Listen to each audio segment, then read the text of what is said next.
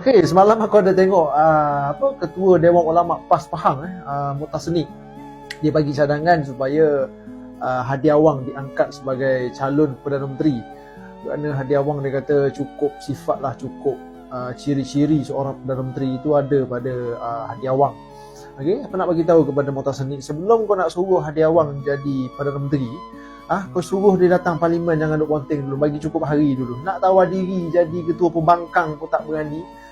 Jawatan pengerusi Perikatan Nasional, kepala Perikatan Nasional pun dia bagi pada orang lain walaupun parti dia paling dominan. Sepatutnya kita tahulah dalam negara ni calon Perdana Menteri itu biasanya ketua pembangkang lah. Maknanya kalau nak jadi Perdana Menteri, ambillah dulu jawatan ketua pembangkang. Parti kau pun kursi paling banyak, apa yang kau tak berani sangat? Nak jadi Perdana Menteri ni dia kena cergas saudara, kena ada karisma, kena ada hubungan antara bangsa, nak tarik pelabur, nak urus ekonomi, nak urus hal pentadbiran dan sebagainya. Ada pemimpin yang soleh tapi lemah. Ada yang pemimpin yang pandai memerintah tapi tak soleh, tak pakar. Lagu mana? Dia gini, kalau kerja secara individu, kita nak naik kapal terbang.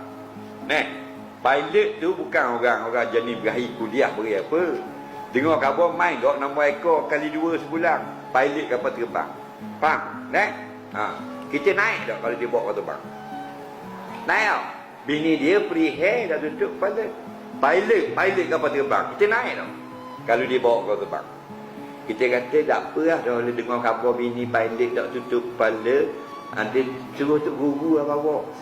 Mu nak naik tak Tok Guru kapal terbang? Aku lari. Bahar tanah lagi. Faham lagi? Itu keadaan jikalau makna satu-satu khusus itu perlukan kekhususan. Faham? Itu lain. Tapi dalam bab keseluruhan, dengan kita memberi undi ini, adakah menyebabkan bumi umat Islamis tergadai kepada kafir harbi, musuh-musuh Islam? Tengok. Jangan sampai ambil mudarat yang besar kerana menolak mudarat yang kecil. Tak apalah dia tak cakap memerintah jadi adun. Kita akan nasihat dia nanti, kita gunakan penasihat. Lebih baik daripada kita menangkan adun-adun yang menyebabkan keseluruhannya menang musuh-musuh Islam. Kerana itu mudarat yang besar. Agama kita akan dipermainkan nanti.